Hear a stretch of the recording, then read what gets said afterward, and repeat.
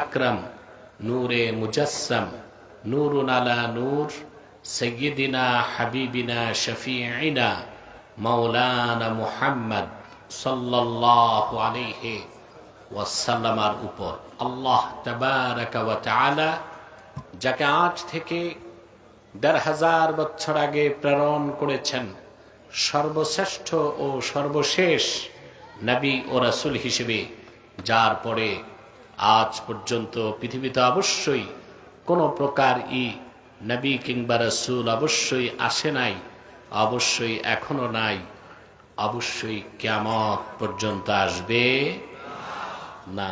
সম্মানিত সুধী, আমি এই রাতের বেলা এত পথ পাড়ি দিয়ে আসতে খুব কষ্ট হয়েছে আমার। আপনাদের অনেক বড় বড় গর্ত হয়ে আছে, এত বড় গর্ত যেগুলোতে মাছ চাষ করা যাবে।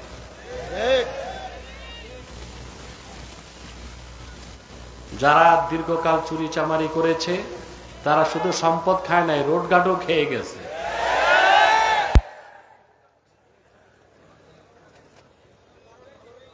তা আমার আসতে খুব ক্লান্তি, অবসাদ, দুঃখ, ব্যথার বোঝা নিয়ে এসেছি।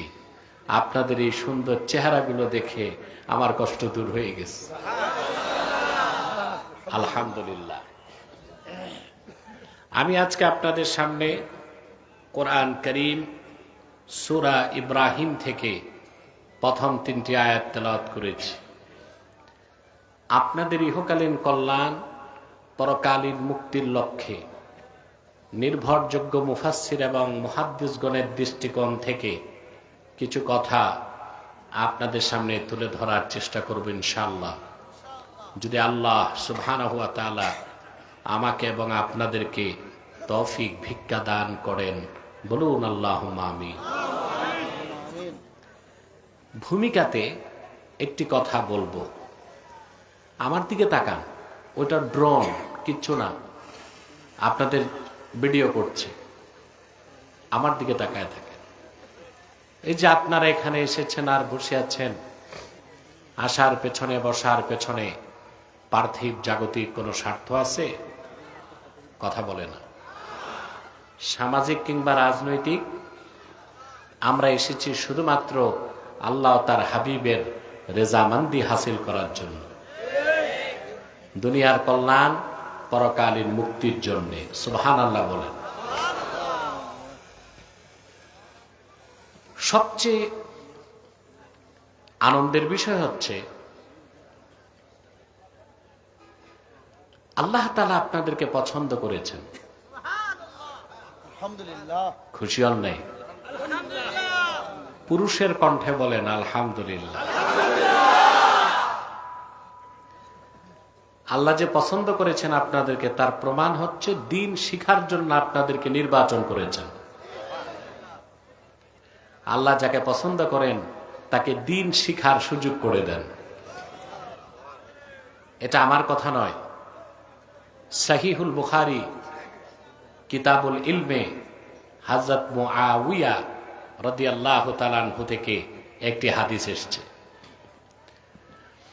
আল্লাহর হাবিব ইরশাদ করেছেন, মান ইউরিদিল্লাহু বিহি খাইরান ইউফাক্কিহু ফিদ্দীন।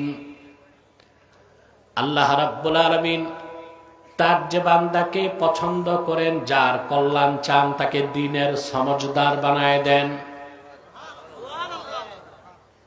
ফাক্কাহা ইউফাক্কিহু মানে ফকিহ বানানো, ফকিহ বানানো। সুবহানাল্লাহ। আল্লামা বদরুদ্দিন আইনি উমদাতুল কারিতে ব্যাখ্যা করেছেন, ইউফাক্কিহু ফিদ্দীন আইয়াজআলহু ফাকিহান ফিদ্দীন। আল্লাহ তার যে বান্দাকে পছন্দ করেন, যার কল্যাণ চান, তাকে দ্বীন শিখিয়ে দ্বীনের সমঝদার বানায় দেয়। সুবহানাল্লাহ। তা আল্লাহ যে আমাদের ভালোবাসলেন, পছন্দ করলেন, এতে আমরা খুশি না বেজার? আপনাদের জন্য দ্বিতীয় অফার আছে, সেটা হচ্ছে আমরা এই হাজার হাজার জনতা একটু পরে মুনাজাত করব, বিদায়ী মুনাজাত। ঠিক না? এককভাবে না সম্মিলিতভাবে? তাতে ফায়দা কি? ইমামে হায়সামি মাজমাউজ জাওয়ায়েদের মধ্যে বর্ণনা করেছেন, আল্লাহর হাবিব ইরশাদ করেছেন, আমার কোন ইমানদার উম্মত যদি আল্লাহর কাছে দোয়া করে, বাকিরা যদি সম্মিলিতভাবে আমিন আমিন বলে, আমার উম্মতের সম্মিলিত মুনাজাত আল্লাহ পাক তাৎক্ষণিক কবুল করে নিবে। একটু পরে আমরা মুনাজাত করব, আল্লাহর কাছে গুনাহ মাফের দোয়া চাইব, ঠিক না? শিশুর মতো নিষ্পাপ হয়ে বাড়ি যেতে পারবো। এতে আমরা খুশি না বেজার? বেজার শুধু শয়তান। বেজার কে? শয়তানের এখন একটা চেষ্টা বাকি আছে, মুনাজাতের আগে আপনাদের উঠানো যায় কিনা। আমরা নেক নিয়ত করে শয়তানের নাপাক গালে একটি চপেটা ঘাত করতে চাই। আমার কথা বুঝতেছেন? তাহলে আমরা নিয়ত করছি, কিছুক্ষণ পরে আজকের মুনাজাত করে গুনাহ মাফ করে নিষ্পাপ বেহেশতি আল্লাহওয়ালা হয়ে বাড়ি যেতে চাই। কারা কারা হাত তুলে আল্লাহ তাআলাকে দেখায়?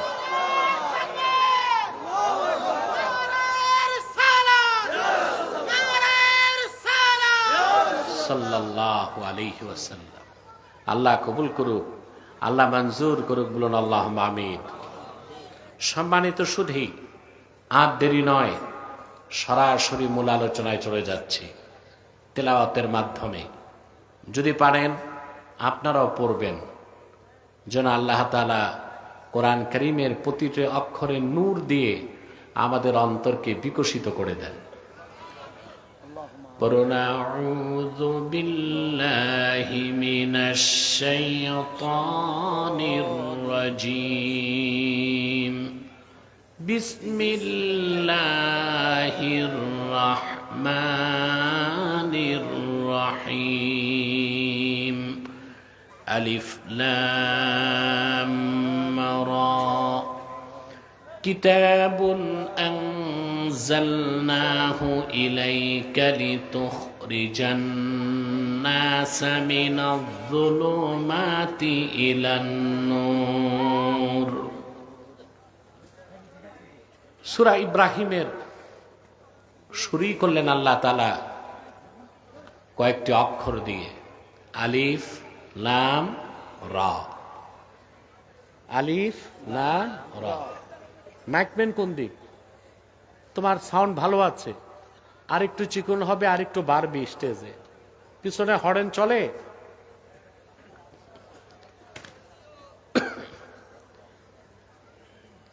কোরআন কারীমের বিভিন্ন সূরা আল্লাহ শুরু করেছেন অক্ষর দিয়ে, আলিফ লাম মিম, আলিফ লাম রা, ইয়াসিন, তাহা, কাফ হা ইয়া আইন সাদ। আছে না? এগুলোকে তাফসিরের পরিভাষায় বলা হয় হুরুফুল মুকাত্তাআ। এই অক্ষরগুলোর অর্থ বান্দারা জানে না, আল্লাহই জানেন। সুবহানাল্লাহ বলবেন না?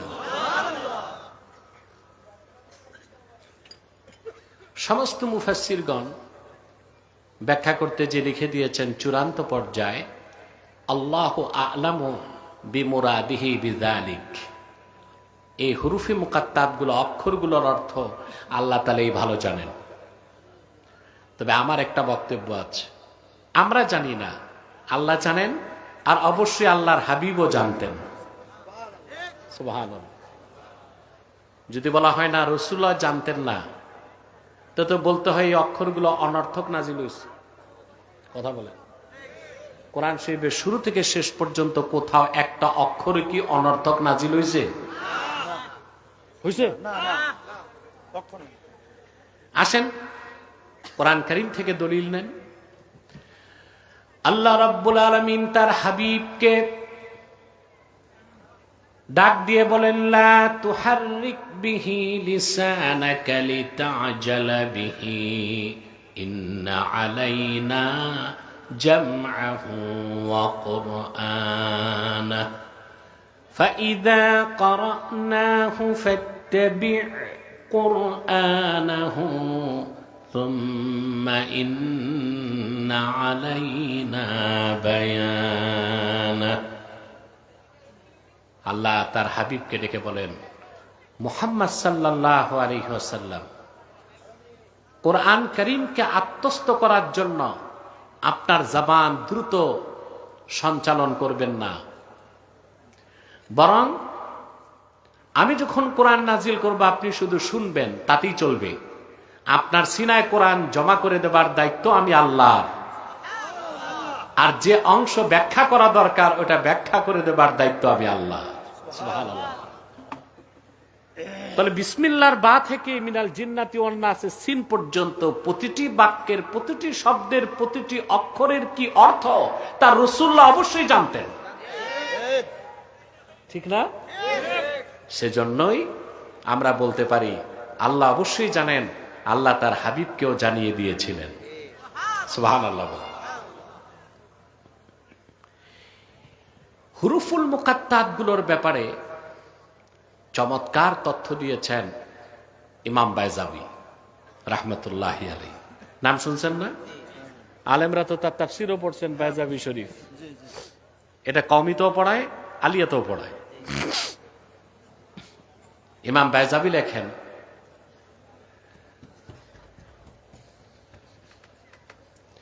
তাহাদ্দাল্লাহু সুবহানাহু ওয়া তাআলা বিহুরুফিল মুকাত্তাআ বিকুফারি কুরাইশ। আল্লাহ তাআলা এই আলিফ লাম মিম, আলিফ লাম রা, এই হুরুফুল মুকাত্তাত গুলো দিয়েও মক্কার কাফের কুরাইশদের সাথে চ্যালেঞ্জ করেছেন। সুবহানাল্লাহ বলে। কিন্তু কথাটি এত সূক্ষ্ম ব্যাখ্যাপূর্ণ যে আমাকে একটা ভূমিকা টানতে হচ্ছে বুঝানোর জন্য।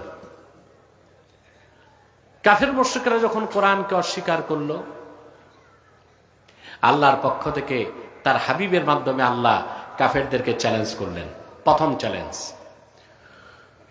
আল্লাহ পাক বলেন, কুল ইন ইজতামাআতিল ইনসু ওয়াল জিন্নু আলা আইয়াতু বিমিথলি হাযাল কুরআন লা ইয়াতুনা বিমিথলিহি ওয়ালাউ কানা বা'দুহুম লিবা'দিন যাহীরা। মুহাম্মদ সাল্লাল্লাহু আলাইহি ওয়াসাল্লাম অবিশ্বাসী কাফেরদেরকে বলুন, तमाम পৃথিবীর সমস্ত মানুষ আর সমস্ত জিন যদি ঐক্যবদ্ধ হয় একটা এজেন্ডা বাস্তবায়ন করার জন্য, আল্লাহ বলেন আমার কিতাবের মতো একটা কিতাব তারা রচনা করে দেখাবে। আল্লাহ বলেন কিয়ামত তক জিন আর মানুষ যদি পরস্পরকে সহযোগিতা করে, তারপরও আমার কোরআনের মতো একটা কিতাব আনতে পারবে না। কেউ পেরেছে? আল্লাহর চ্যালেঞ্জ কত শক্ত। যদি সমস্ত মানুষ আর সমস্ত জিন জোটবদ্ধ হয়, জোট বুঝেন? আরে ভাই, আমি কি কবরস্থানে না মাহফিলে? এখনো তোমাদের শব্দ নাই। মাহফিলে না কবরস্থানে? আমাকে তো সাপোর্ট দিতে হবে, পারবেন না? জোট বুঝেন? বাঙালির চেয়ে বেশি জোট আর ভোট বুঝে কারা? এই দেশের মানুষ রাজনীতি বুঝুক আর না বুঝুক তর্ক করে। চায়ের দোকানে গেলে দেখবেন চায়ের কাপে রাজনীতির তর্কে যে ঝড় তুলে বাঙালি। আমেরিকাতে রাজনৈতিক দল আছে দুইটা, প্রধান দল ডেমোক্রেট আর রিপাবলিক। আরো কয়েকটা আছে অখ্যাত দল। আর ছোট্ট এক বাংলাদেশে দল আছে মোটামুটি 147টার মতো। এমন রাজনৈতিক দলও আছে যার সদস্য 3 জন, সভাপতি, সেক্রেটারি, দরজার দারোয়ান। বাংলাদেশে এই দেশের লোক জোট বুঝে, ভোট বুঝে আর নোট বুঝে। সিদ্ধান্ত নিছে একটা ভোট দিবে এক নেতাকে, কিন্তু আগের রাতে যে নোট বেশি দিছে তারে ভোট দেয়। আমি দেখলাম এই 50 বছরে এই দেশের স্বাধীনতার পর থেকে ইতিহাস এটাই প্রমাণ দেয়, এই জাতি বুঝে জোট, ভোট, নোট, ফির সব কুছ ঝুট। কিছু পায় না, কিছু পায়। তা আমরা আসলে জোট বুঝি, ভোট বুঝি, আর বেশি বুঝি বলেই কিছু পাই নাই। ফিরে আসতে হবে ন্যায় ও সত্যের পথে, আর সেটা একমাত্র আল্লাহর কোরআন। ঠিক না? বলবো, আরো কিছু কথা বলবো, একটু ধৈর্য ধরেন। আল্লাহ পাক বললেন, সমস্ত জিন আর সমস্ত মানুষ যদি জোটবদ্ধ হয় একটি এজেন্ডা বাস্তবায়ন করতে, আমার কিতাবের মতো একটা কিতাব আনবে, কিয়ামত তক চেষ্টা করেও কোরআনের মতো একটা কিতাব আনতে পারবে না। তারপর আসলো দ্বিতীয় চ্যালেঞ্জ। আম ইয়াকুলুনা ইফতারাহু কুল ফাতু বিআশরি সুওয়ারিন মিথলিহি মুফতারায়াত। বরং কাফেররা বলে, কোরআন তো মুহাম্মদ সাল্লাল্লাহু আলাইহি ওয়াসাল্লাম নিজেই রচনা করেন। আল্লাহ ডেকে বললেন, হাবিব আমার মুহাম্মদ সাল্লাল্লাহু আলাইহি ওয়াসাল্লাম, আপনি ঘোষণা করুন, কোরআনের মতো একটা কিতাব দরকার নাই, কোরআন কারীমের 10টা সূরার মতো সূরা রচনা করে দেখাও তো দেখি। কাফেররা পেরেছে? আজ তো কেউ পেরেছে? কিয়ামত পর্যন্ত পারবে? এরপর আসলো তৃতীয় চ্যালেঞ্জ। আল্লাহ পাক ঘোষণা করলেন, ইন কুনতুম ফি রাইবিম মিম্মা নাযালনা আলা আবদিনা ফাআতু বিসূরাতিম মিন মিথলিহি ওয়াদউ শুহাদাআকুম মিন দুনিল্লাহি ইন কুনতুম সাদিকিন।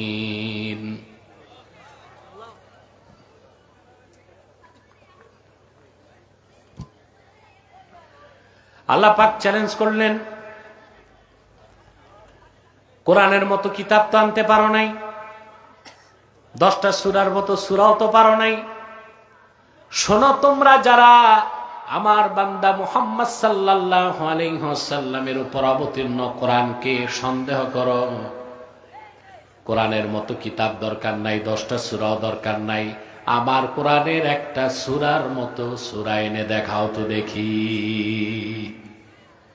ওয়াদউ শুহাদাআকুম মিন দুনিল্লাহ, আল্লাহ ছাড়া তোমাদের যত সহযোগী আছে, বন্ধু বান্ধব আছে, শুধু আরবে না, ইয়ামানে, শামে, দামেস্কে, মিশরে, আফ্রিকায়, সবাইকে ডাকো, সম্মিলিত চেষ্টা করো। তারপরে দেখো আমার কোরআনের একটা সূরার মতো সূরা বানাতে পারো নাকি। আল্লাহ বলেছেন, একটা সূরার মতো সূরাও বানাতে পারবা না। বলেন সুবহানাল্লাহ। কথা খেয়াল করতেছেন? এরপরে আল্লাহর পক্ষ থেকে চ্যালেঞ্জ হলো হুরুফুল মুকাত্তাতের মাধ্যমে। আলিফ লাম মিম, আলিফ লাম রা, এইসব হুরুফ দিয়ে আল্লাহ কাফেরদেরকে চ্যালেঞ্জ করছেন। কিভাবে? যে কোনো ভাষায় কথা বলার জন্য আর লেখার জন্য অক্ষর লাগে। কি লাগে? অক্ষর ছাড়া কথা বলাও যায় না, লেখাও যায় না। ঠিক না? আমরা তো দেখি 2 ঠোঁটের ঘর্ষণে কথা হয়। আহা, মানুষ যদি আল্লাহর কুদরত গুলো দেখতো তো কখনোই মানুষগুলো নাস্তিক হতো না, বরং আল্লাহর কুদরত গুলো দেখে তাদের মস্তক গুলো অবনত হয়ে যেত। সুবহানাল্লাহ বলেন। মানুষ যে আল্লাহর সিলেক্টেড সৃষ্টি, আল্লাহর পছন্দের সৃষ্টি না মানুষ? কথা বলেন। আল্লাহ নির্বাচিত সৃষ্টি মানুষ। আল্লাহর কুদরত দেখার জন্য যেমন মহাশূন্যে তাকাতে হয়, আকাশের দিকে, আর আল্লাহর কুদরত বুঝার জন্য প্রতিটি মানুষ তার দেহের দিকে তাকাতে পারে। আল্লাহ পাক বলেছেন, আপনারা কথা বলেন না স্টেজে, বসেন বসেন, সব বসেন, আমার ডিস্টার্ব হচ্ছে। আর আপনারা আমাকে একটু সাপোর্ট দিবেন। আপনারা ঘুমান, জীবিত আছেন না মরে গেছেন আমি বুঝবো কেমনে? সারা শব্দ করবেন না ইনশাল্লাহ? যারা নাস্তিক, অ্যাথিস্ট, নাস্তিক, বেঈমান, 2-3 পাতা বিজ্ঞান পড়ছে, ওরা মানুষকে শিখায় মানুষ হচ্ছে ন্যাচারাল সিলেকশন। নাউজুবিল্লাহ বলেন। অর্থাৎ প্রকৃতির খামখেয়ালিতে এমনে এমনে মানুষ হয়ে গেছে। বানর থেকে, হনুমান থেকে, ওরাং ওটাং থেকে, শিবপাঞ্জি থেকে, যেগুলো বলে গেছে ইংরেজ দার্শনিক নিকৃষ্ট শয়তানের পোষ্যপুত্র ডারউইন। এই শয়তানটাই প্রথম দ্য থিওরি অফ এভোলিউশনে এই বিবর্তনবাদকে লিখেছে। পৃথিবীতে কোটি কোটি মানুষ বিবর্তনবাদ পড়ে নাস্তিক হয়ে গেছে। কিন্তু আল্লাহ তাআলার সৃষ্টি, শ্রেষ্ঠ সৃষ্টি মানুষের একটা দিক দেখেন, এই যে ভাষা, কথা, এই একটা কুদরত দেখলেই আল্লাহর কুদরতের সামনে মস্তক নত হয়ে যাবে। আমরা দেখি ঠোঁট নড়ে, কথা হয়, বিষয় কি এতটুক? কথা জাগে মনে, কথাকে সাজায় মাথা, মনের কথা মুখে আসতে লাগে বাতাস। কথা পরিবহন করে কে? সুবহানাল্লাহ। কথা জাগে মনে, সাজায় কে? তারপরে ফুসফুস বাতাস সাপ্লাই দেয়। বাতাসের মাধ্যমে কথাটা এই গলাতে আল্লাহ ফিট করছেন একটা যন্ত্র, ষড়যন্ত্র। এটা কনস্পিরেসি না, ওই ষড়যন্ত্র না, ষড়যন্ত্র। এটা আর কোন প্রাণীকে আল্লাহ দেন নাই। আল্লাহর এই একটা কুদরত দিয়ে তো বিবর্তনবাদ ধূলিসাৎ হয়ে যায়। যদি মানুষ বানর থেকেই হতো, হনুমান থেকে হতো, শিবপাঞ্জি থেকে হতো, তো ওদের গলায় কথা বলার যন্ত্র নাই কেন? তাহলে বোঝা যায় মানুষ ন্যাচারাল সিলেকশন না, বরং মানুষ হচ্ছে best creation of almighty Allah, selected by Allah. মানুষ হচ্ছে আল্লাহ নির্বাচিত সৃষ্টি, শ্রেষ্ঠ সৃষ্টি। কোন প্রাণীকে তিনি কথা বলতে দিবেন না, সেজন্য মানুষকে শুধু কথা বলার যন্ত্র দিয়েছেন। বলেন সুবহানাল্লাহ। কথা জাগে মনে, কথা সাজায় মাথা, বাতাস পরিবহন করে কণ্ঠের মাধ্যমে, 2 ঠোঁটের ঘর্ষণে অক্ষরে রূপ নিয়া ভাষা বেরিয়ে যায়। প্রতিটি ভাষা লেখার জন্য, বলার জন্য উপাদান হচ্ছে অক্ষরমালা। কি? এবার দেখেন হুরুফে মুকাত্তার দিয়ে কিভাবে চ্যালেঞ্জ করা হলো কাফেরদেরকে। আল্লাহ পাক কাফেরদেরকে চ্যালেঞ্জ করলেন, আমার কিতাবের মতো একটা কিতাব তো আনতে পারো নাই, 10টা সূরার মতো সূরাও তো পারো নাই, একটি সূরার মতো সূরাও তো পারো নাই। আমার ভাষা আরবি, আমার হাবিবের ভাষাও আরবি, কোরআনের ভাষাও আরবি, কুরাইশরা তোমাদের ভাষাও তো আরবি। আরবি লেখার জন্য, বলার জন্য যে অক্ষর লাগে তা তো তোমাদের কাছে আছে, যেমন আলিফ লাম মিম, আলিফ লাম র, ইয়াসিন, তাহা। আল্লাহ উদাহরণ দিয়ে দিয়ে বুঝাই দিলেন, এই রকম অক্ষরগুলো দিয়া আমার কোরআনের একটা বাক্যের মতো বাক্য তৈরি করে দেখাও তো দেখি। কাফেররা পেরেছে? জোরে বলেন। সেজন্য বেজাবি বলেছেন, এই আলিফ লাম মিম, আলিফ লাম রা, এই হুরুফুল মুকাত্তাত দিয়ে আল্লাহ তাআলা মূলত কাফেরদেরকে আরেক প্রকার চ্যালেঞ্জ করেছেন। বলেন সুবহানাল্লাহ। বাস এতটুকুই কথা এখানে, তারপর সামনে যাচ্ছি। কিতাবুন আনজালনাহু ইলাইকা লিতুখরিজান নাসা মিনাজ যুলুমাতি ইলান নূর। মুহাম্মদ সাল্লাল্লাহু আলাইহি ওয়াসাল্লাম, আপনার উপর এই কোরআন আমি নাজিল করেছি, এই কিতাব আমি অবতীর্ণ করেছি, যেন আপনি গোটা মানব সভ্যতাকে অন্ধকার সমূহ থেকে বের করে একটি নূরের দিকে আনতে পারেন। সুবহানাল্লাহ বলেন। সেই নূর হচ্ছে ইসলাম, সেই নূর হচ্ছে ঈমান। সুবহানাল্লাহ বলেন। সে নূর কি? ইসলাম। সে নূর হচ্ছে ঈমান। ইসলাম সম্পর্কে আমার দেশে 88% মুসলমানের কোনো ধারণাই নাই। তারা মনে করে ইসলাম হচ্ছে প্রথা সর্বস্ব একটা ধর্ম। একটু নামাজ রোজা করলাম, টুপি দাড়ি লাগাইলাম, বাস আমি মুসলিম হয়ে গেছি। না, ইসলাম এত ছোটখাটো বিষয় না। ইসলাম হচ্ছে আল্লাহ কর্তৃক প্রেরিত, আল্লাহ কর্তৃক মনোনীত, আল্লাহ কর্তৃক স্বীকৃত, মুহাম্মদ সাল্লাল্লাহু আলাইহি সাল্লামের আনিত পূর্ণাঙ্গ জীবন বিধানের নাম হচ্ছে ইসলাম। এটাকে আল্লাহ নূর বলেছেন। সুবহানাল্লাহ। আর এই ইসলাম ছাড়া যা আছে, যত তন্ত্র মন্ত্র মতবাদ, মিথ্যাশ্রিত ধর্ম, মানবরচিত ধর্ম, বিকৃত ধর্ম, এই সব কিছুকে আল্লাহ বললেন জুলুমাত। অন্ধকার না, অন্ধকার সমূহ। জুলমাতুন মানে অন্ধকার, আর জুলুমাত হচ্ছে বহুবচন, অন্ধকার সমূহ। তাহলে আল্লাহর কাছে একমাত্র ইসলাম হচ্ছে কি? নূর। সুবহানাল্লাহ বলেন। কষ্ট হচ্ছে না তো? একটু মনোযোগ থাকবে তো? আমরা একটা মেসেজ নিয়ে বাড়ি যাব, পারবো ইনশাআল্লাহ? আমার ভাইয়েরা, আল্লাহ রাব্বুল আলামিন কোরআন কারীমের মধ্যে ইসলামের বিভিন্ন পরিচয় তুলে ধরেছেন, ইসলামকে বিভিন্ন বিশেষণে বিশেষিত করেছেন। যেমন আল্লাহ এখানে ইসলামকে বলেছেন নূর। নূর মানে কি? জোরে বলতে হবে। আলো। কেমন আলো? এখানেও ব্যাখ্যা আছে। নূরের সম্পূর্ণ বিপরীত হচ্ছে নার, আগুন। নার বা আগুন ধরালে তাতেও তো আলো হয়, হয় না? কিন্তু আগুন নিভাই দিলে আলো হয় না। আবার সূর্য উঠলে আলো পান, ওটা হচ্ছে দাউউশ শামস। ওটা কি? দাউউশ শামস, যার বহুবচন দিয়া।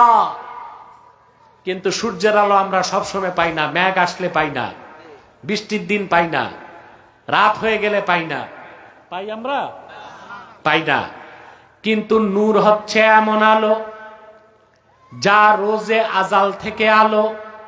নূর এখনো নূর, কিয়ামত তক নূর, অনন্তকাল নূর থাকবে।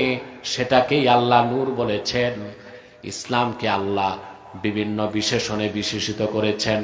এখানে আল্লাহ ইসলামকে বলেছেন নূর, অন্য জায়গায় বলেছেন ইসলাম হচ্ছে নূরুল্লাহ, আল্লাহ নূর।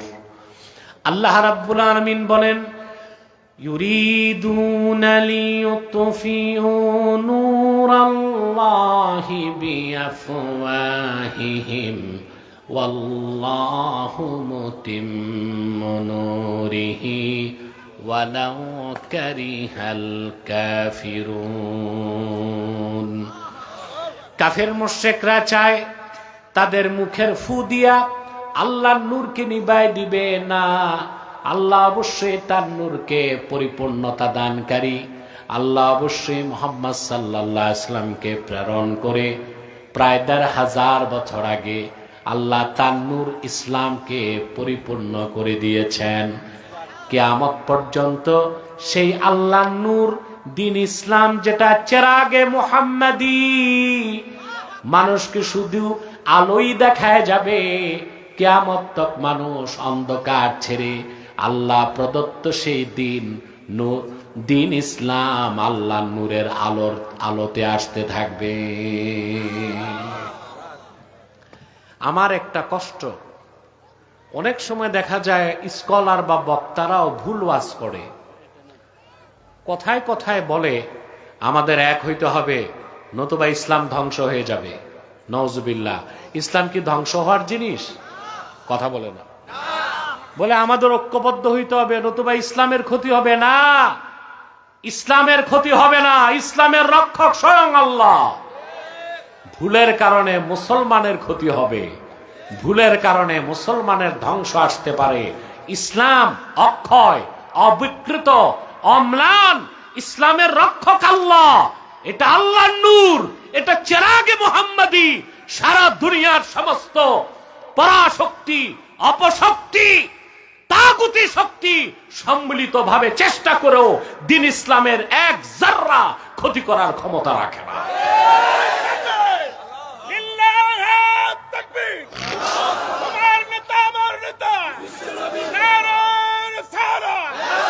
সাল্লাল্লাহু আলাইহি ওয়াসাল্লাম।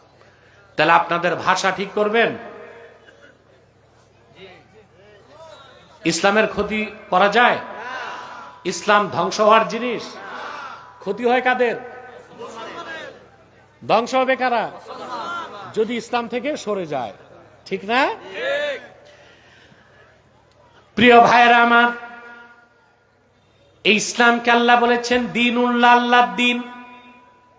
ইসলামকে আল্লাহ বলেছেন নূরুল্লাহ, ইসলামকে আল্লাহ বলেছেন নূর, ইসলামকে আল্লাহ বলেছেন উরওয়াতুন উসকা। আল্লাহ পাক বলেন ফামান ইয়াকফুর বিত্তাগুতি ওয়া ইউমিন বিল্লাহি ফাকাদ ইসতামসাকা বিল উরওয়াতিল উসকা। ফামান ইয়াকফুর বিত্তাগুত, যে তাগুতকে অস্বীকার করবে, ওয়া ইউমিন বিল্লাহ, আল্লাহর উপর ঈমান আনবে, সুবহানাল্লাহ, ফাকাদ ইসতামসাকা বিল উরওয়াতিল উসকা, সেজন্য একটা শক্ত হাতলকে ধরলো। ইসলামকে আল্লাহ বলেছেন উরওয়াতুন উসকা, এমন এক শক্ত হাতল, লা ইনফিসাম লাহা আই লা ইনকিতা লাহা, এই হাতল যে ধরবে তা শেষ গন্তব্য হবে আল্লাহর জান্নাত, মাঝখানে কোনো বাধা নাই, বলেন সুবহানাল্লাহ। ইসলামকে আল্লাহ বলেছেন উরওয়াতুন উসকা, বলেন সুবহানাল্লাহ। শুধু তাই নয় ভাইয়েরা আমার, ইসলামকে আল্লাহ বলেছেন দ্বীনুল্লাহ, মানে আল্লাহর দ্বীন। চিন্তা করেন, একমাত্র ইসলামই হচ্ছে সাম্প্রদায়িকতার ঊর্ধ্বে।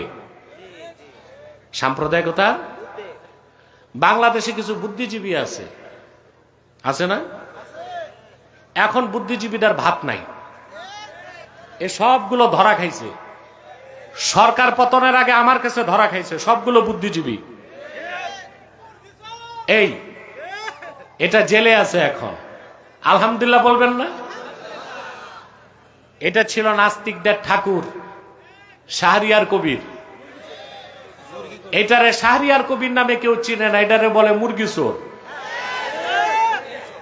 আছে জেলে। আমার সাথে ডিবেটে সে শোচনীয়ভাবে পরাজিত হয়েছিল। আমার কথা, এই নাস্তিক শাহরিয়ার কবিরকে 2 দিনের রিমান্ড কেন দিল?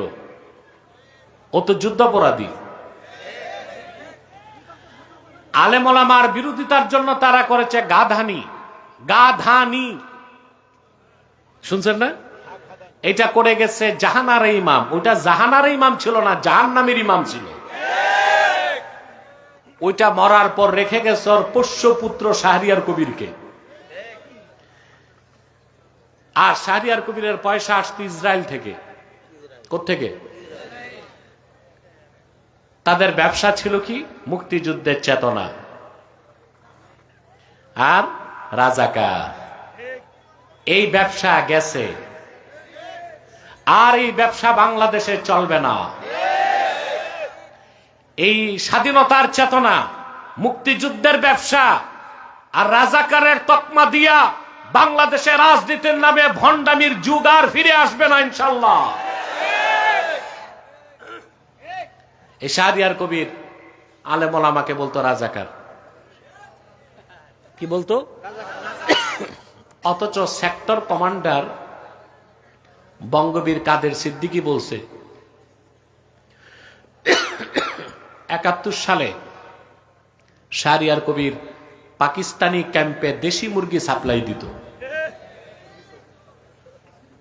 এখন আমার কথা, যে পাকিস্তানিরা এই দেশে নিরীহ মানুষকে হত্যা করত, তাদেরকে দেশি মুরগি সাপ্লাই দিয়া শাহরিয়ার কবির এনার্জি সাপ্লাই দিত, সে কি যুদ্ধাপরাধী না? জোরে বলেন। এই জন্য এই জনসমুদ্রের পক্ষ থেকে ইন্টারিম গভর্নমেন্টকে দাবি করছি, যুদ্ধাপরাধী হিসেবে বাংলাদেশের মানুষ শাহরিয়ার কবিরের ফাঁসি চায়।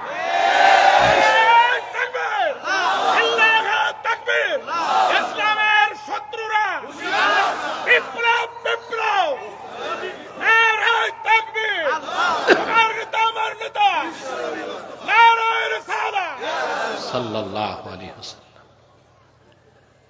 নাস্তিকগুলো, বুদ্ধিজীবীগুলো এখন গর্তে লুকাইছে, জালেম সবাই পালাইছে।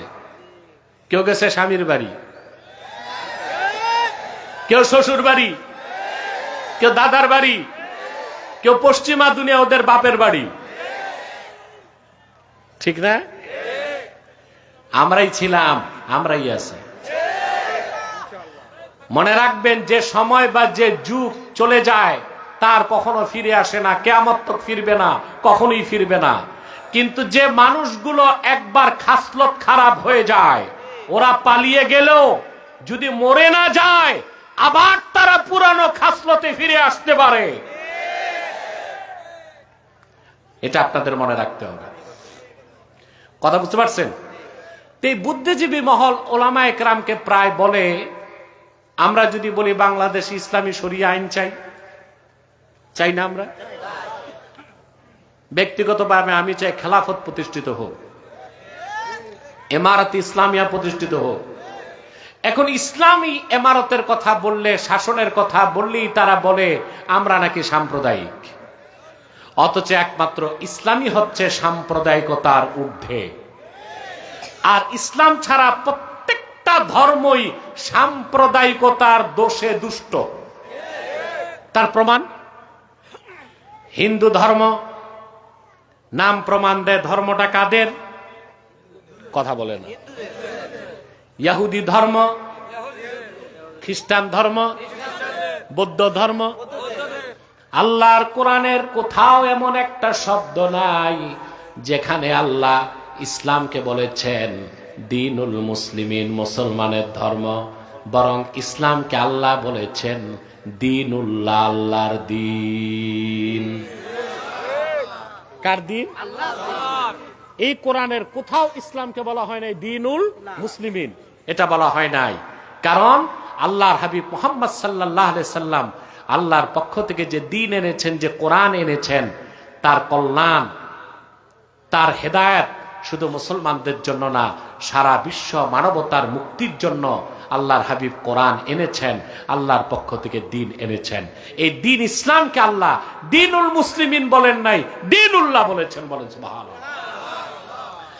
আল্লাহ রাব্বুল আলামিন বলেন, ইযা জাআ নাসরুল্লাহি ওয়াল ফাতহ ওয়া রাআইতান নাসা ইয়াদখুলুনা ফি দীনিল্লাহি আফওয়াজা। আল্লাহ দ্বীন ইসলামকে বলেছেন দ্বীনুল্লাহ। দ্বীন কার? সুবহানাল্লাহ বলবেন না? দ্বীনুল মুসলিমিন বলছেন, মুসলমানের ধর্ম বলছেন না, আল্লাহ নিজের দ্বীন বলেছেন? সুবহানাল্লাহ বলেন। তাইলে যদি আমরা আল্লাহর জমিনে আল্লাহর দ্বীন মোতাবেক রাষ্ট্র চালাতে চাই, সেই দাবিটা কি আমাদের সাম্প্রদায়িক বা অযৌক্তিক হবে? দ্বীন হচ্ছে দ্বীনুল্লাহ, জমিন হচ্ছে আরদুল্লাহ, আমরা হচ্ছি ইবাদুল্লাহ। দ্বীন হচ্ছে দ্বীনুল্লাহ, জমিন হচ্ছে আরদুল্লাহ, আমরা হচ্ছি ইবাদুল্লাহ। আল্লাহর জমিনে আল্লাহর বান্দারা আল্লাহ দ্বীনের আইন দিয়া দেশ চালাবে, সেখানে সাম্প্রদায়িকতার কোন ধোঁয়া তোলার সুযোগ নাই।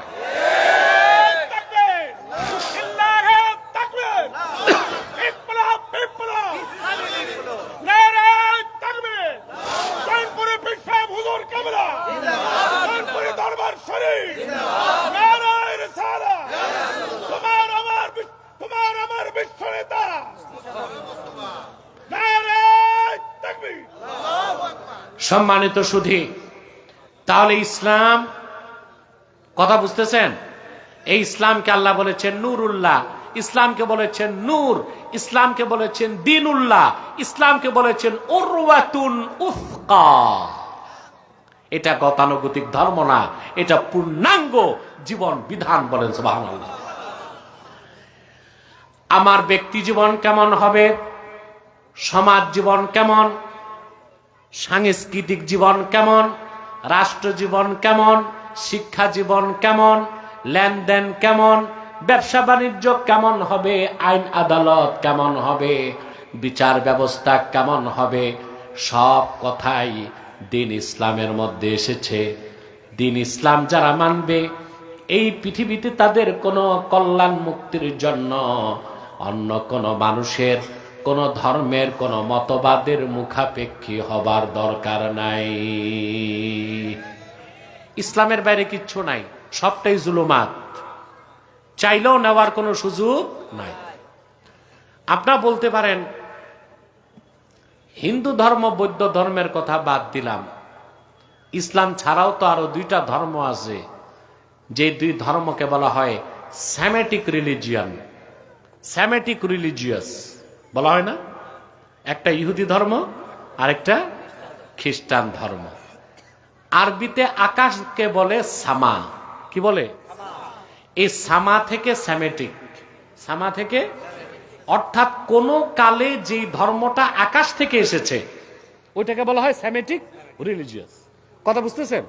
হ্যাঁ, আমরা জানি মুসা নবীর কাছে দিন এসেছে আসমান থেকে, ঈসা নবীর কাছে দিন এসেছেও আসমান থেকে। এখন কেউ বলতে পারে তাইলে ইসলাম ছাড়া আরো তো ধর্ম আছে, ওগুলো মানা যাবে না কেন? প্রশ্ন আসে না? আমি একটা সহজ উদাহরণ দিচ্ছি আপনাদেরকে। ঔষধ যত দামি হোক, মূল্যবান হোক, মেয়াদ উত্তীর্ণ ঔষধ খেলে রোগী ভালো হবে না মরবে?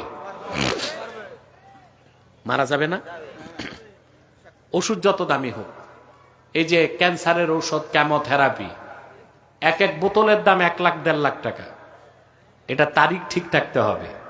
মেয়াদ উত্তীর্ণ কেমোথেরাপি রুগীকে দিলে রুগী বাঁচবে না, তাড়াতাড়ি মারা যাবে। তাড়াতাড়ি মারা যাবে না? মুসা নবীর কাছে আল্লাহর পক্ষ থেকে যে দিন এসেছিল, ঈসা নবী আসার পরে সেটা মেয়াদ উত্তীর্ণ হয়ে গেছে। ঈসা নবীর মাধ্যমে আল্লাহর পক্ষ থেকে যে শরীয়ত এসেছিল 1500 বছর আগে, আল্লাহর আখিরি নবী মুহাম্মদ সাল্লাল্লাহু আলাইহি সাল্লামের মাধ্যমে দিন ইসলাম আসার পরে ঈসা নবীর শরীয়ত ডেট উত্তীর্ণ হয়ে গেছে। এখন একমাত্র ইসলাম, কেবল ইসলাম, শুধুমাত্র ইসলাম। পূর্বের মেয়াদ উত্তীর্ণ কোন শরীয়ত মানার সুযোগ নাই। সুযোগ? কথাগুলো বুঝতেছেন? এরপরে আল্লাহ তাআলা বলেন বিইذনি রাব্বিহিম ইলা সিরাতিল আজিজিল হামিদ। মুহাম্মদ সাল্লাল্লাহু আলাইহি সাল্লাম, এই কিতাব আপনার উপর কোরআন নাজিল করেছি যেন আপনি বিশ্বের মানুষদেরকে অন্ধকার সমূহ থেকে একটি নূর অর্থাৎ ইসলামের দিকে বের করে আনেন, মানব জাতির রবের হুকুমে, নির্দেশে। এরপর আবার আল্লাহ ইসলামের আরেকটা পরিচয় তুলে ধরলেন, ইলা সিরাতিল আজিজিল হামিদ। এই ইসলাম হচ্ছে যিনি আল্লাহ আজিজুল হামিদ, ওনার মনোনীত পথ। সুবহানাল্লাহ। আল্লাহ কর্তৃক মনোনীত পথ কয়টা? কথা বোঝা যায়? ডবল হচ্ছে না তো? আল্লাহ কর্তৃক মনোনীত পথ কয়টা? ওটার নাম কি? ওটাকে আল্লাহ বলেছেন সিরাতিল্লাহ, আবার বলেছেন সিরাতিল আজিজিল হামিদ, আবার সেটাকে বলেছেন সিরাতিল মুস্তাকিম। সুবহানাল্লাহ। ইসলাম কিন্তু একটাই, ইসলামের কোনো ভার্সন নাই। আছে?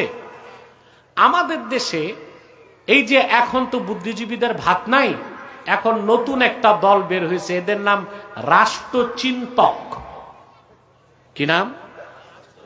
রাষ্ট্রচিন্তক। বুদ্ধিজীবীদের তো ভাত নাই, পুরান পাগলের ভাত নাই, এখন নতুন পাগল বের হয়েছে, এরা রাষ্ট্রচিন্তক। এদের নেতা হচ্ছে ফরহাদ মজহার।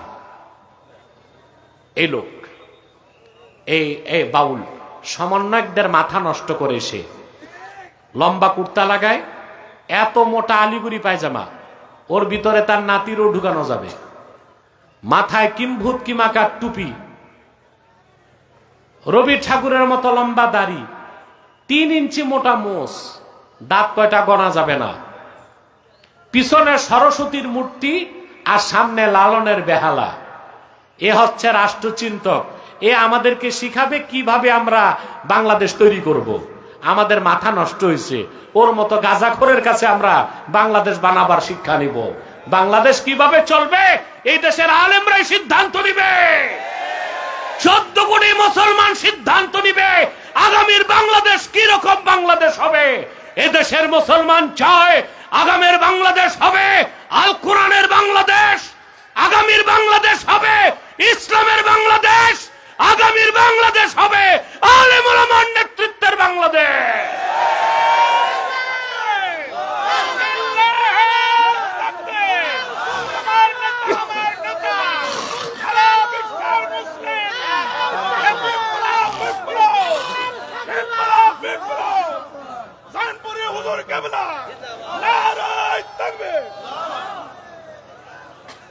সম্মানিত সুধী, ইসলামের কোন ভার্সন, আরে বাবা কথা বলো না, ইসলামের কোন ভার্সন, আল্লাহ এক, কোরআন এক, ইসলামও এক, এটার কোন ভার্সন সুবহানাল্লাহ বলবেন না? এইসব রাষ্ট্রচিন্তকরা ইসলামের বিভিন্ন ভার্সন উল্লেখ করতে চায়।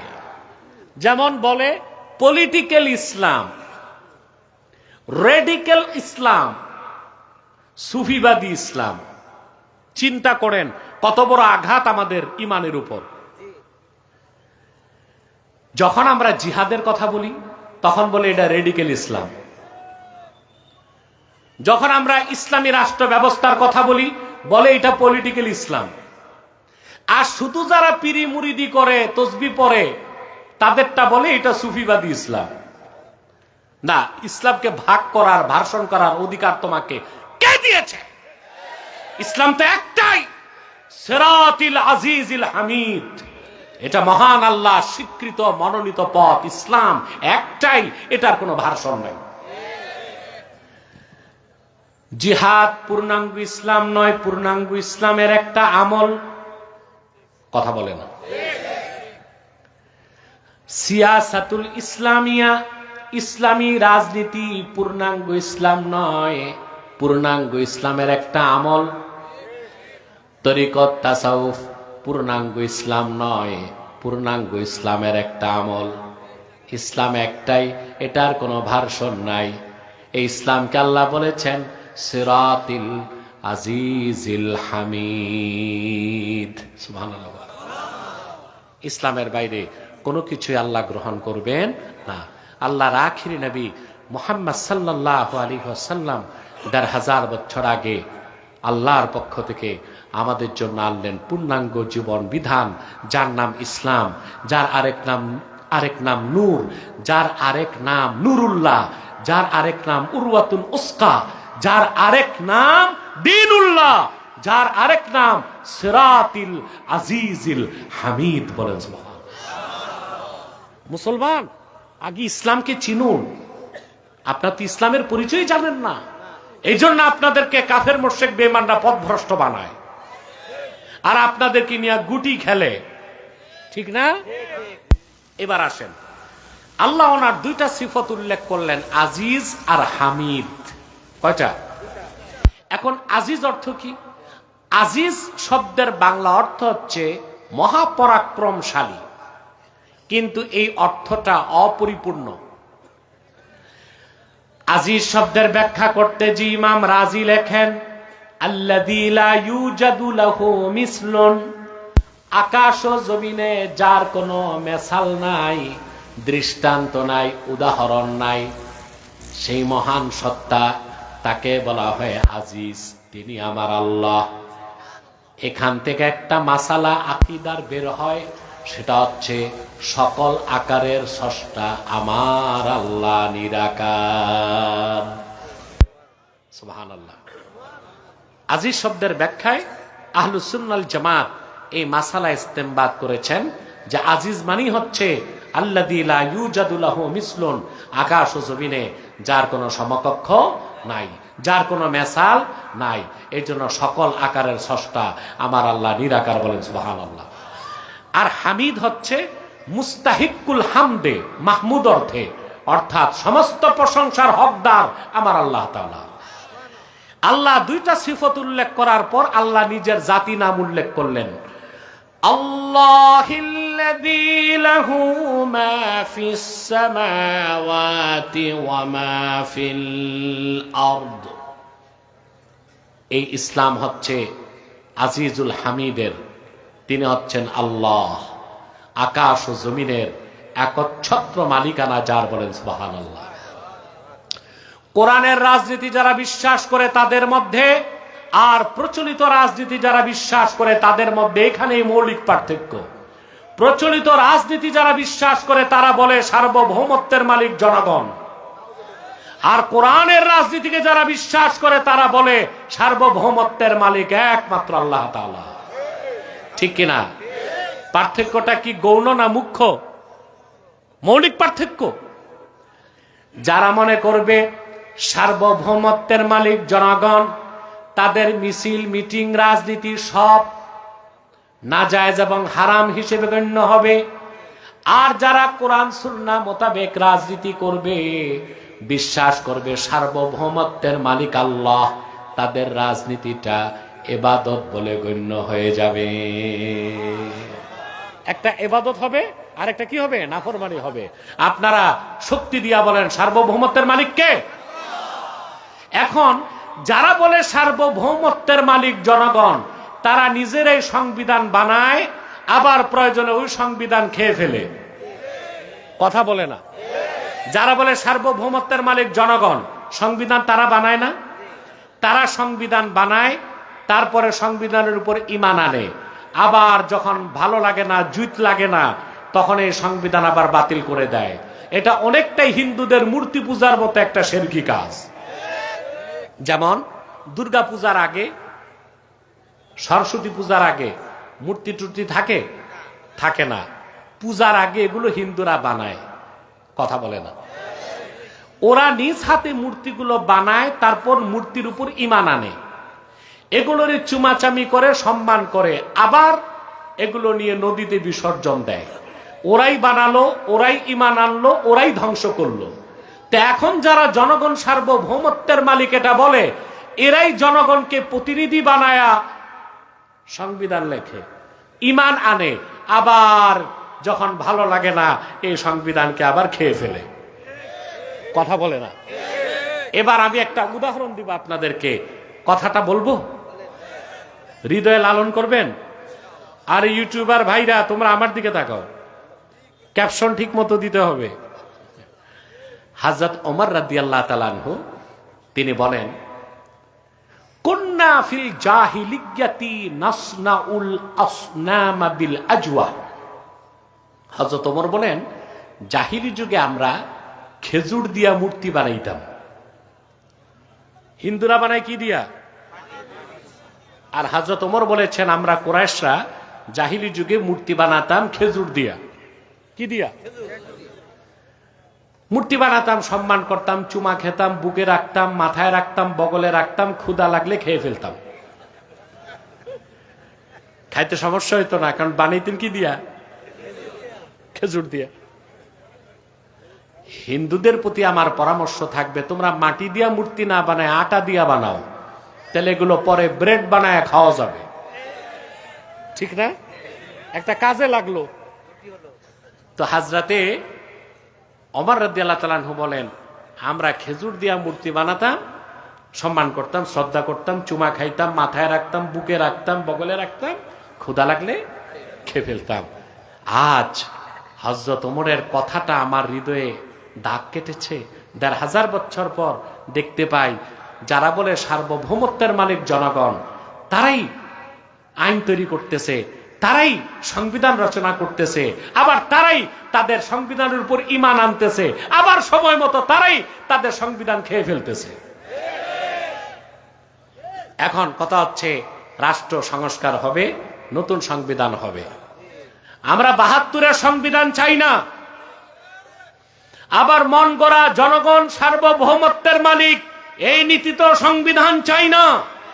আমরা এমন এক সংবিধান চাই যা রচিত হবে কোরআন ও সুন্নাহর আলোকে, ইজমা ও কিয়াসের আলোকে। এইরকম একটি সংবিধান একটি সুন্দর বাংলাদেশ আমাদেরকে উপহার দিতে পারে। আল্লাহ কবুল করুক।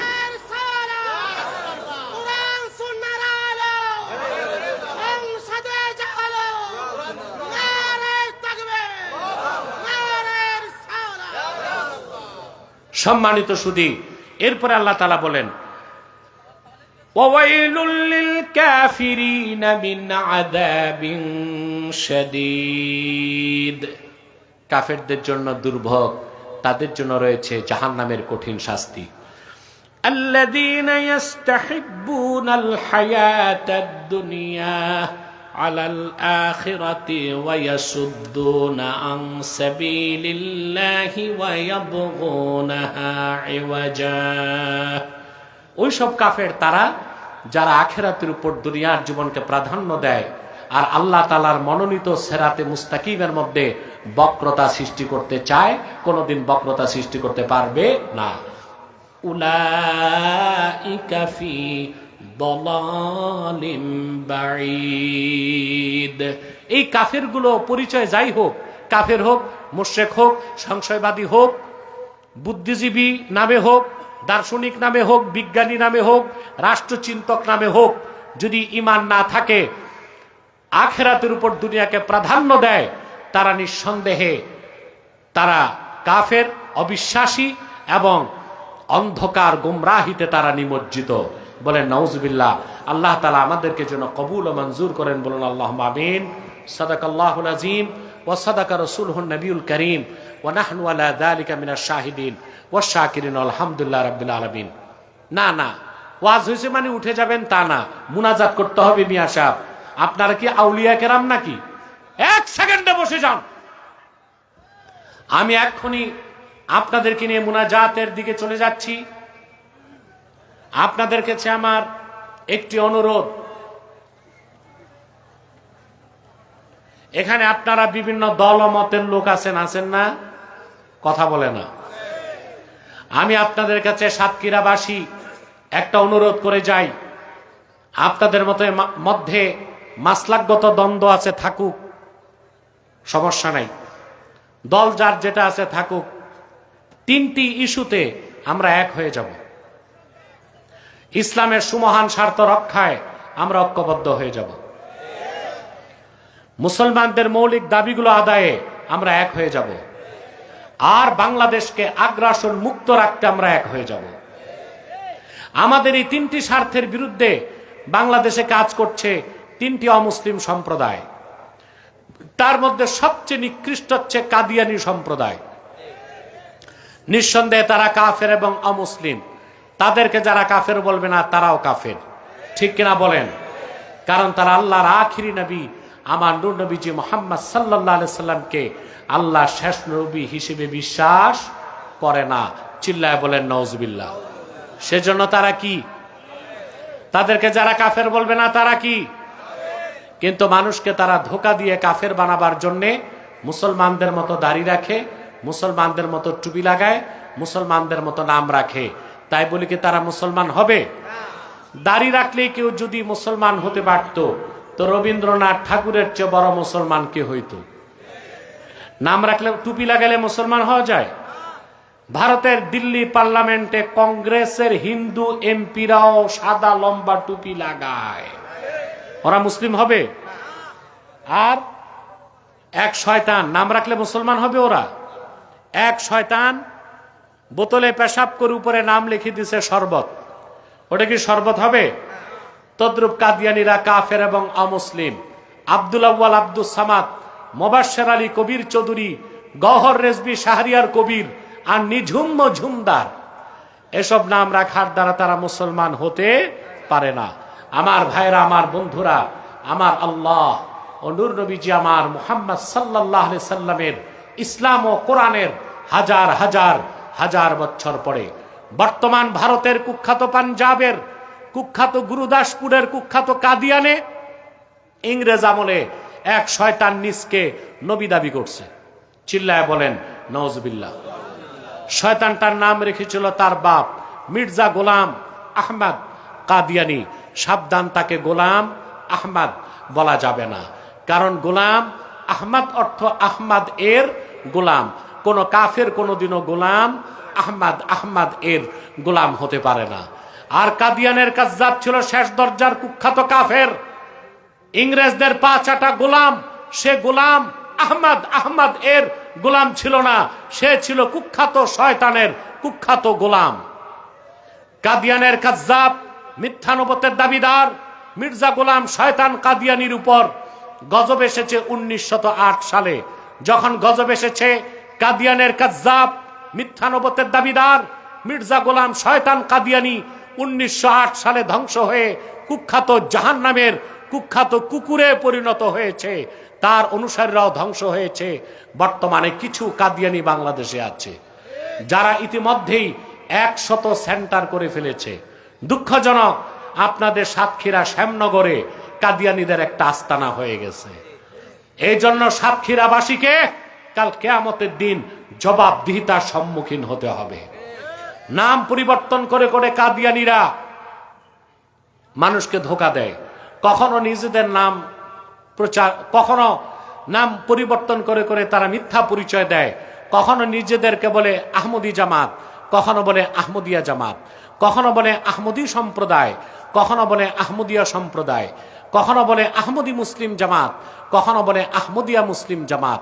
সাবধান, যত কাদিয়ানি ছিল আছে থাকবে, তারা কেউ আহমদী জামাত নয়, আহমদিয়া জামাত নয়, আহমদী সম্প্রদায় নয়, আহমদিয়া সম্প্রদায় নয়, আহমদী মুসলিম জামাত নয়, আহমদিয়া মুসলিম জামাত নয়, তারা শয়তানি জামাত, কুখ্যাত জাহান্নামের কুখ্যাত কুকুরের দল।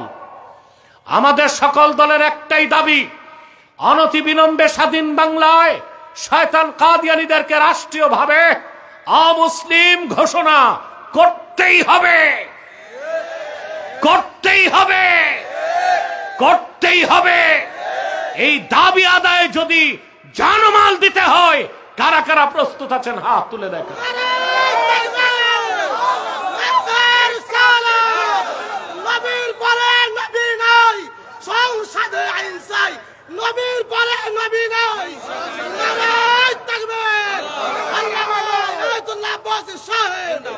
সম্মানিত সুধী, তাদেরকে অর্থনৈতিক সহযোগিতা করবেন না?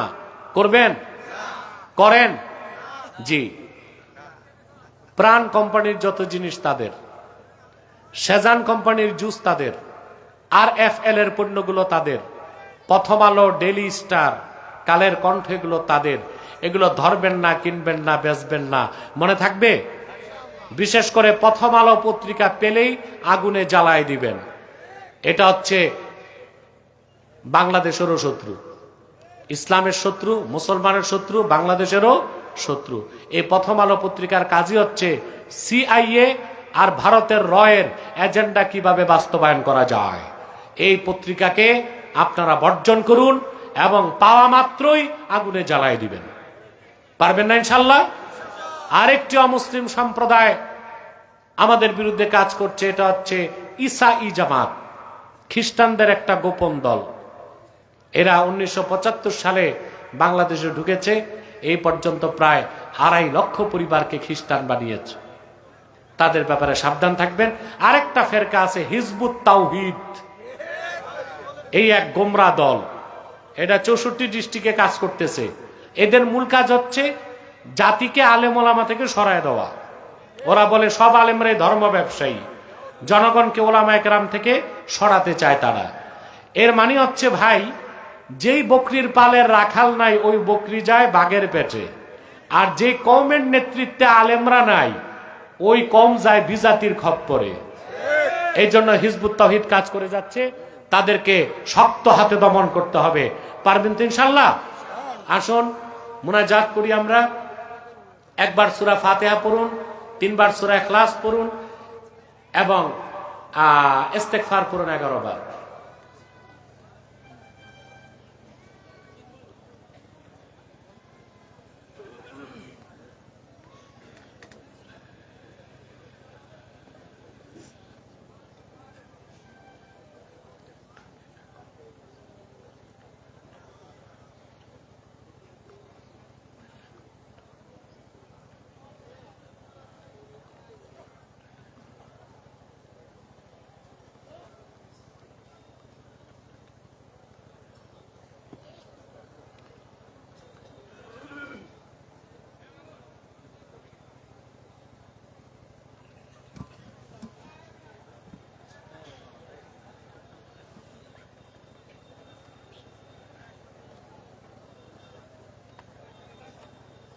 কি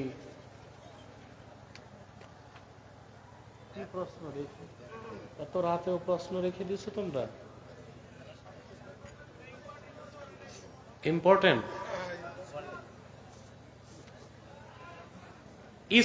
ইসকনকে বাংলাদেশে নিষিদ্ধ করতে হবে। যদি নিষিদ্ধ করা না হয় সরকারকে দায় নিতে হবে, কারণ ইসকন চাচ্ছে বাংলাদেশে দাঙ্গা সৃষ্টি করতে, রায়ট সৃষ্টি করতে। অতএব তাদেরকে নিষিদ্ধ করতেই হবে, নতুবা এটার দায় মুসলমান নিবে না। নিরীহ হিন্দু যারা, তাদেরকে নিয়ে ইসকন ব্যবসা করে, কথা বুঝতে পারছেন? এটাকে বাংলাদেশে চলতে দেওয়া উচিত হবে না। আলহামদুলিল্লাহ, এই এলাকার প্রায় 200 উলামায়ে কেরাম আপনার সংগঠনে তাহরিকে খাতমে নবুয়্বত বাংলাদেশে কাজ করতে ইচ্ছুক। তাদের সম্পর্কে দিক নির্দেশনামূলক কিছু বলুন। অবশ্যই আমি স্বাগত জানাই আমার আলেম বন্ধুদেরকে। তাহরিকে খাতমে নবুয়্বত বাংলাদেশের ব্যানারে কাজ করাটা ইমানি দায়িত্ব, আপনাদের সৌভাগ্য। আপনাদেরকে আমি স্বাগত জানাই। আপনারা প্রস্তুতি নিন, আমি কেন্দ্রীয় কমিটি পাঠাবো, আপনাদেরকে সাংগঠনিক ফরম্যাটে নিয়ে আসবেন ইনশাআল্লাহ। পীরের পায়ে চুমু দেওয়া যাবে কি? তো পীরের পায়ে চুমু দিবেন কোন সূরতে, এটা তো প্রশ্ন আগে, ঠিক না? প্রথম কথা হচ্ছে যে পীরের পায়ে চুমু দেওয়ার দরকার নাই, এটা প্রথম কথা। এখন হাতে সালাম করা যাবে কিনা, এটা একটা প্রশ্ন। এখন হাদিস কি বলে? হাদিস শরীফে দেখা যায় উস্তাদ, মুরব্বী, পিতা মাতা, তাদের পায়ে চুমা দেওয়া যাবে। হাদিসে এসেছে, আদাবুল মুফরাদে ইমাম বুখারী উল্লেখ করেছেন, ইন্না আলিয়ান রাদিয়াল্লাহু তাআলা আনহু কানা ইউকাব্বিলু রিজলা আব্বাসিন ওয়া ইয়াদাহু। হযরত আলী রাদিয়াল্লাহু তাআলা আনহু সব সময় হযরত তার চাচা হযরত আব্বাসের পায়ে চুমা দিতেন, হাতেও চুমা দিতেন। কথা বুঝতে পারছেন? এখন চুমা দেওয়ার সুরত কি হবে, এটা প্রশ্ন। গায়াতুল আওতার ফতোয়ার কিতাবে এসেছে, পিতা মাতা, উস্তাদ বা পীর হক্কানি উপরে বসাতে হবে, তারপর ব্যক্তি সোজা বসে পা টেনে চুমা দিবে, পা টেনে চুমা দিবে। আর যদি পা টেনে চুমা না দেয়, এমনি চুমা দিতে চায়, তাহলে সাজদার মতো দেখা যাবে না? কথা বলে না। এতে তার নিজেরও শিরক হতে পারে, অন্য মানুষের অন্তরেও শিরকের ধারণা সৃষ্টি হতে পারে। এখন মনে করুন আমাকে আপনারা মহব্বত করলেন, আর আমি আপনাদেরকে কোনো পিসাব আসলো মনে করেন স্টেজে, আর পা চুমা দেওয়ার নিয়ম শুরু করলো, কথা বলে না। এখন যদি সবাই পিসাবের পা টেনে চুমা দিতে থাকে, ঠ্যাং ছুটে যাবে না? কথা বলে। তাইলে বোঝা যাচ্ছে যে পায়ে চুমা দেওয়া যাবে, নিয়ম আছে, উঁচা জায়গায় বসাতে হবে, মাথা পায়ের কাছে যাবে না, পা মুখের কাছে আসবে। পিতা মাতা, ওস্তাদ, পীর, এভাবে করা যাবে। আর এভাবে কি কাজটা আমভাবে করা যাবে না খাস ভাবে? এটা হচ্ছে কথা। এই খাস কাজটাকে কিছু পিসাব আম বানাইছে, আর পায়ে চুমা দেওয়ার নিয়ম পীরও জানে না, মুরিদও জানে না। এই জন্য এই চুমা দিতে যে মুরিদরা সেরেক করে বসে থাকে।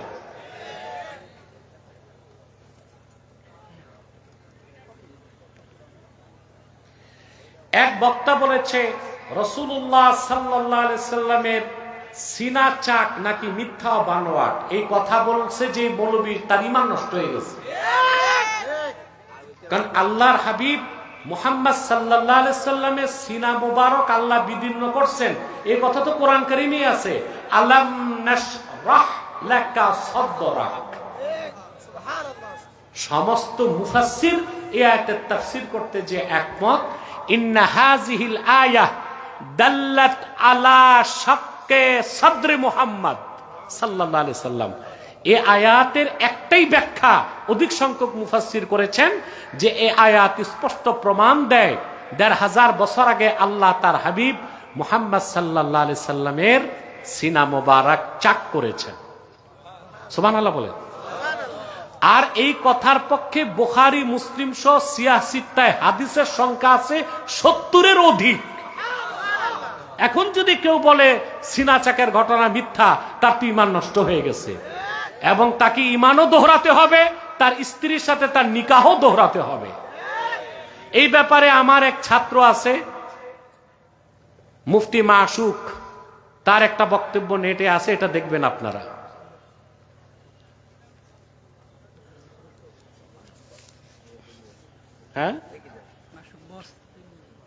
হ্যাঁ, মাসুক বস এই নামে সার্চ দিবেন। ঈদে মিলাদুন্নবী সাল্লাল্লাহু আলাইহি ওয়াসাল্লাম মাহফিলকে বেদাত বলে এবং রবিউল আউয়াল মাসে তারা সিরাতুন্নবী সাল্লাল্লাহু আলাইহি ওয়াসাল্লাম মাহফিল করে, তাদের ব্যাপারে বলবেন। দেখেন ভাই, সিরাত যার, মিলাদ তার।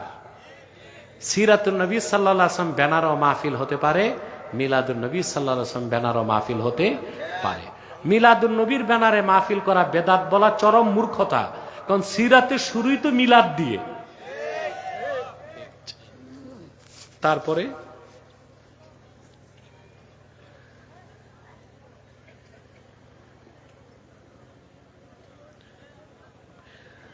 আল্লাহর হাবিব সাল্লাল্লাহু আলাইহি সাল্লাম এবং আউলিয়া কেরামের মাজার জিয়ারতের উদ্দেশ্যে যাওয়া যাবে কিনা? আরে বাবা, আল্লাহর হাবিব ওনার জান্নাতুল ফেরদৌস রওজা মুবারকের জিয়ারতের চেয়ে বড় ইবাদত ও সৌভাগ্যের কোনো কাজই নাই।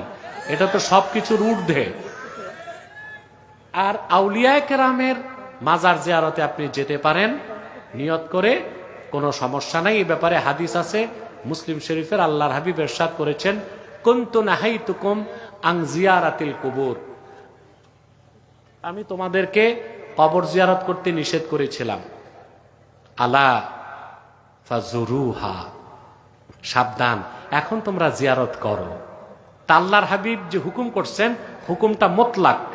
এজন্য আল্লাহর ওলিদের মাজার শরীফ জিয়ারত করতে নিয়ত করেও যাওয়া যাবে, নিয়ত ছাড়াও যাওয়া যাবে, সমস্যা নেই। তবে মাজার জিয়ারত করতে যায়া মাজারে চুমা খাওয়া, আল্লাহর ওলির মাজারে চুমা খাওয়া, আল্লাহর ওলির মাজার তোয়াফ করা, এগুলো শিরকি কাজ। সাজদা করা শিরকি কাজ। ওখানে আগরবাতি মোমবাতি দেওয়া বেদাতি কাজ। আপনারা যাবেন, সুন্নত তরিকায় জিয়ারত করবেন, এতে আল্লাহর ওলির তাওয়াজ্জু পাবেন, আপনি লাভবান হবেন। সেখানে কোনো শিরকি কাজ করা যাবে না। পকেটে রাখুন। হ্যাঁ, টাকা কি জন্য দিবেন? আল্লাহর ওলি তো দুনিয়ায় নাই, তো টাকা তো খাবে অন্যরা, তো দরকার কি দেওয়া? দরকার নাই। হ্যাঁ, তবে যদি আল্লাহর ওলির মাজারে মাহফিল হয়, এতিমখানা থাকে, মসজিদ থাকে, তখন আপনি পরিচালনার কাজে দিতে পারেন। এটা সম্পর্ক নিয়তের সাথে। কিসের সাথে? নিয়তের সাথে। দেখা যায় আল্লাহর ওলির মাজার জিয়ারতে অনেক মানুষ গেছে, তাদের মেহমানদারি করবে, তবে যেখানে গাঁজাখোর খাদেম আছে ওইখানে দেওয়া যাবে না। ও আবার টাকা দিয়া গাঁজা কিনবে। কি কিনবে? গাঁজা কিনবে। এগুলো ভাই দেখে শুনে চলবেন, নিয়ত ঠিক রাখবেন, তাতেই বেঁচে যাবেন। প্রচলিত মিলাদ ও কিয়াম কোরআন ও হাদিস আছে কিনা? আরে ভাই, প্রচলিত আবার কি? নামাজ যেটা, কোনটা প্রচলিত নামাজ? কোনটা যেটার প্রচলন আগে ছিল, এখনো আছে, সামনে থাকবে। তো মিলাদ কিয়াম প্রচলিত অর্থে করা যাবে না, এটাই তো সমস্যা আপনাদের। একেবারে সাহাবায়ে কেরামের আমল থেকে মিলাদ শরীফ পড়ার আমল চলে এসেছে। অতএব সাহাবায়ে কেরাম ১৫০০ বছর আগে মিলাদ শরীফ পড়তেন, তাবিঈনগণ পড়তেন, তাবুত তাবিঈনগণ পড়তেন, আউলিয়া কেরাম পড়েছেন, আমরাও পড়ি। এই অর্থে তো প্রচলিত মিলাদ শরীফ। আর এই প্রচলিত মিলাদ শরীফ পড়াই তো তাইলে সওয়াব বলে গণ্য হবে, অপ্রচলিত নিয়মে চলবে না। আর মিলাদ শরীফের যে কিয়াম, এটাকে আমরা জনপুর ও ফুরফুরা মুস্তাহাব মুস্তাহসান বলি। করলে সওয়াব, না করলে গুনাহ নাই। তবে কেউ যদি না বুঝে বেদাত শিরক বলে, সে গোমরাহ এবং ফিতনাবাজ।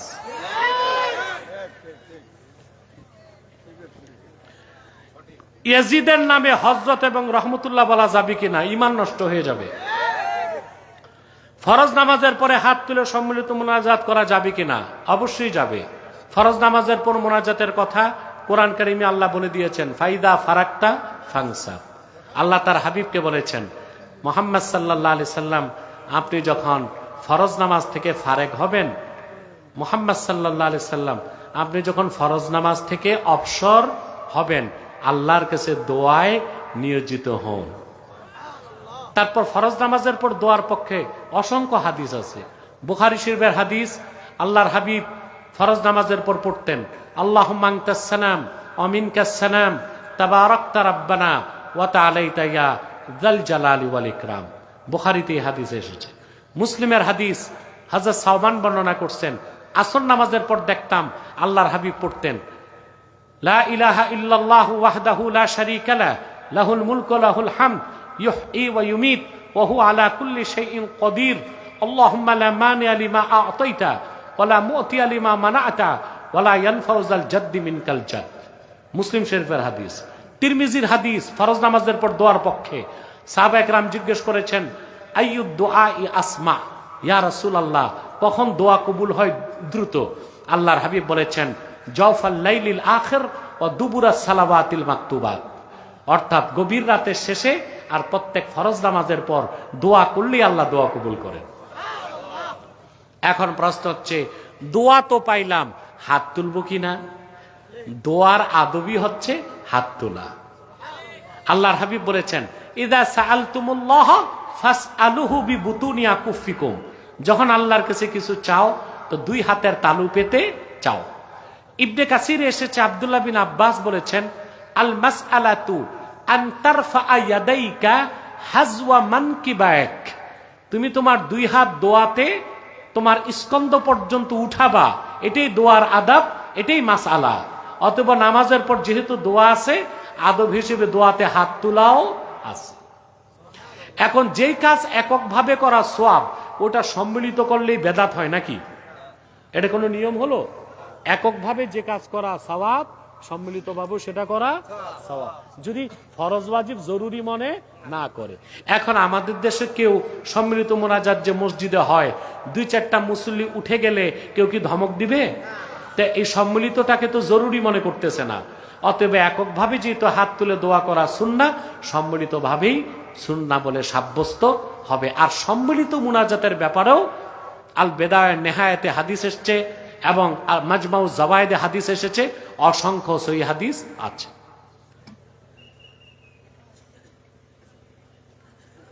এটার উত্তর দিয়েছি। মুয়াজ্জিন বলে দাঁড়িয়ে কাতার সোজা করুন একামতের আগে। আপনার কাছে জানতে চাই কোন সময় দাঁড়াতে হবে? দাঁড়ানোর ক্ষেত্রে সুন্নাত হচ্ছে একামত শুরুর পরে। এখন একামত শুরুর পরে কখন দাঁড়াবেন এটা একটা কথা। একামত শুরুর পরে কখন দাঁড়াবেন? হানাফিদের মত হচ্ছে ইয়াকুমুল ইমামু ওয়াল মুক্তাদি ইনদাল হাই আলাতাইন, ইমাম এবং মুক্তাদি উভয়ে দাঁড়াবে মুয়াজ্জিন যখন বলবে হাইয়া আলাস সালাহ। এটা এসেছে ফতোয়া শামিতে, জামিউর রুমুজে, অসংখ্য ফতোয়ার কিতাবে। অতএব হাইয়া আলাস সালাহর সময় দাঁড়ানোটা সুন্নাত এবং মুস্তাহাব। কথা বুঝতে পারছেন? হয়ে গেছে না? এলাকায় কিছু আলে হাদিসের ভাইরা বলে নাভির নিচে হাত বাঁধার ব্যাপারে কোনো সহিহ হাদিস নাই। বুকের উপর হাত বাঁধার ব্যাপারেই তো কোনো সহিহ হাদিস নাই। বরং বুকের উপর হাত বাঁধা, সরাসরি বুকের উপর হাত বাঁধতে হবে নির্দেশমূলক কোনো একটা হাদিস সিয়াসিত্তায় নাই। যে হাদিসটা তারা বলে ওটা সহিহ ইবনে খোজাইমাতে এসেছে, ওটা সিয়াসিত্তার বাইরের। আর নাভির নিচে হাত বাঁধার ব্যাপারে হাদিস সিয়াসিত্তাতে আছে, সহিহ হাদিস। তিরমিজির হাদিস ইয়াদাউল ইউমনা আলাল ইউসরা তাহতা সুররা, বাম হাতের উপর ডান হাত ধরবে, নাভির নিচে বাঁধবে, তিরমিজির হাদিস। আবু দাউদ শরীফের মধ্যে এসেছে অমিনা সুন্নাতি ওয়াদউল আকুফি আলাল আকুফি তাহতা সুররা, সুন্নত হচ্ছে বাম কবজিগুলোর উপর ডান কবজিগুলো ধরবে, নাভির নিচে বাঁধবে। অসংখ্য সহিহ হাদিস আছে।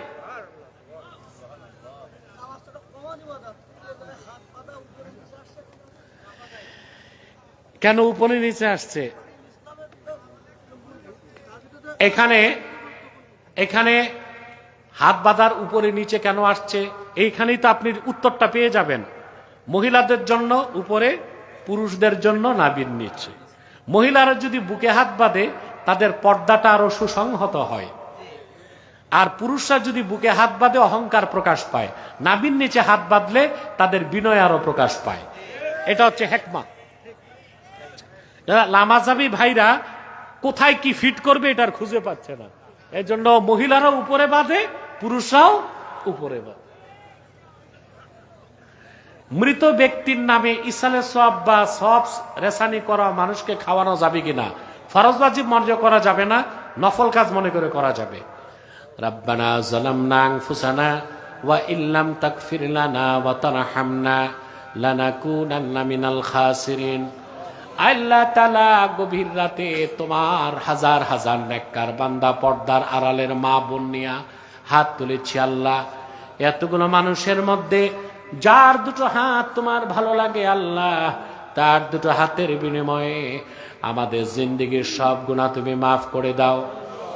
হৃদয়ের গভীর থেকে দোয়া করি আল্লাহ, তোমার আখিরি নবী নূর নবীজি আমার মুহাম্মদ সাল্লাল্লাহু আলাইহি ওয়াসাল্লাম আজ থেকে ১৫০০ বছর আগে দুনিয়া থেকে বিদায় নিয়েছেন। হায়াতুন নবী হিসেবে জান্নাতুল ফেরদৌস রওজা মুবারকে বিশ্রাম নিয়েছেন। আল্লাহ জীবনে একবার তোমার আখিরি নবী নূর নবীজি আমার মুহাম্মদ মুস্তাফা সাল্লাল্লাহু আলাইহি ওয়াসাল্লামের জান্নাতুল ফেরদৌস রওজা মুবারকে উপস্থিত হয়ে গো আল্লাহ তোমার হাবিবের নূরের কদমে দরুদ ও সালামের হাদিয়া দেবার আগে আল্লাহ তুমি ডাক দিও না। আল্লাহ তাআলা একবার বা একাধিকবার জানা সোনার মদিনায় নূরের মদিনায় যেতে পেরেছি আল্লাহ, জীবনে বারবার তোমার আখিরি নবী নূর নবীজি আমার মুহাম্মদ সাল্লাল্লাহু আলাইহি ওয়াসাল্লামের নূরের শহর মদিনাতুল মুনাওয়ারা জিয়ারতের জন্য তাদের কপালটা খুলে দাও। হৃদয়ের গভীর থেকে দোয়া করি আল্লাহ, তোমার আখিরি নবী নূর নবীজি আমার মুহাম্মদ সাল্লাল্লাহু আলাইহি ওয়াসাল্লামের নূরের চেহারা মোবারক স্বপ্নে একবার দেখে গো আল্লাহ জান্নাত ওয়াজিব হবার আগে তুমি ডাক দিও না। একবার বা একাধিকবার যারা আল্লাহ তোমার আখিরি নবী নূর নবীজি মুহাম্মদ সাল্লাল্লাহু আলাইহি ওয়াসাল্লামের নূরের চেহারা মোবারক স্বপ্নে দেখার সৌভাগ্য লাভ করেছে, জীবনে বারবার দেখার জন্যে আল্লাহ তাদের কপালটা তুমি জান্নাতি কপাল বানায় দাও। আল্লাহ আমাদের অনেকের বাবা নাই, অনেকের মা নাই, অনেকের বাবা মা একজন নাই। যত মানুষের বাবা মা দুনিয়ার থেকে বিদায় নিয়ে অন্ধকার কবরে চলে গেছে আল্লাহ, সকল মুসলমান বাবা মার কবরকে তুমি জান্নাতের বাগান বানায় দাও। আল্লাহ এই মসজিদ কমিটির প্রত্যেক সদস্যকে তুমি দ্বীনের কর্মী বানায় দাও। আল্লাহ আমার কলিজার টুকরা যুবক ভাইগুলোকে কবুল করো, তাদের প্রত্যেককে খাঁটি ইমানদার বানায় দাও, সহি আকীদার ধারক বানায় দাও, আহলুস সুন্নাল জামাতের অনুসারী বানায় দাও। আল্লাহ তাহরিকে খাতমে নবুয়ত বাংলাদেশের সৈনিক বানায় দাও। আল্লাহ রাব্বুল ইজ্জাত ওয়াল জালাল যারা ধন দিয়েছে মন দিয়ে খেটেছে মাহফিলটার জন্য, তাদের প্রত্যেকের ধন মনকে কবুল করে মাহফিলটা আমাদের নাজাতের জারিয়া বানায় দাও। আল্লাহ তাআলা পর্দার আড়ালে আমার মা বোন যারা হাত তুলে বসে আছেন তাদের মনের দুঃখ কষ্টগুলো দূর করে দাও, তাদের প্রত্যেককে একটি সোনার সংসার হাদিয়া করে দাও। ভাইরা আমার একটি মিনিট সময় ছেড়ে দিলাম, চক্ষুটা বন্ধ করুন, দিলটা নরম করুন, মাথাটা নত করুন। আল্লাহর আখিরি নবী নূর নবীজি আমার মুহাম্মদ সাল্লাল্লাহু আলাইহি ওয়াসাল্লামের ওসিলা ধরে আল্লাহর কাছে চান, যা চাইবেন তাই কবুল হয়ে যাবে। যদি পারেন ভাইরা মুনাজাতে সারা জীবনের গুনার কথা মনে করে আমার আল্লাহর কাছে আত্মসমর্পণ করে 2 ফোঁটা চোখের পানি সদকা করে দিন।